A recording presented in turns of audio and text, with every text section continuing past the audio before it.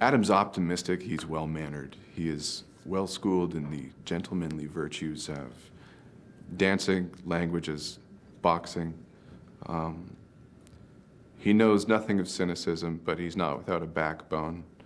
And he was born underground, and where he lived for 35 years, until he's sent on a shopping spree, armed with a couple $1,000, a very long shopping list.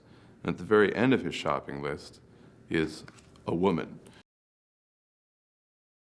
I looked towards the Dick Van Dyke Show, My Three Sons, I Love Lucy, Ozzie and Harriet, what's considered now classic television as a real touchstone for the rhythms and the dynamics of family interactions, the way that people spoke, delivered their lines, their mannerisms, vocal mannerisms in particular.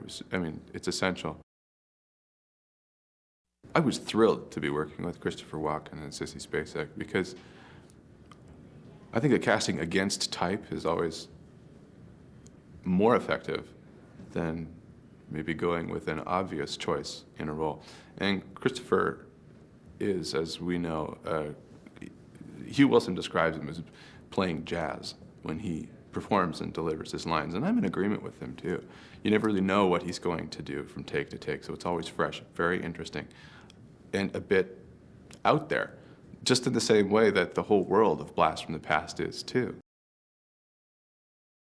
Adam is literally a fish out of water. He has no idea where he is. He's very happy to be there.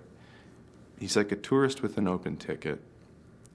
He wants to do everything all at once, but he gets horribly lost.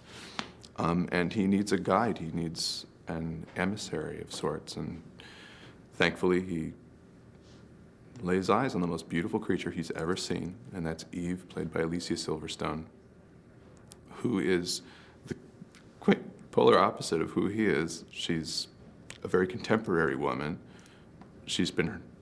Something about her has been burned before, so she's very careful, she's cynical, she's sharp, she's intelligent, and she's wary of men.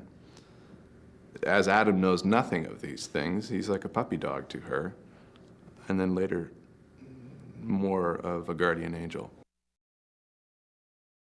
I really enjoyed working with David Foley and Alicia and Christopher and Sissy, and definitely Hugh Wilson, who is, I think, the living embodiment of all the virtues in this film. He is a gentleman, and he is a man who endeavors to make everyone around him as comfortable as possible in order to allow for them to be the best that they can.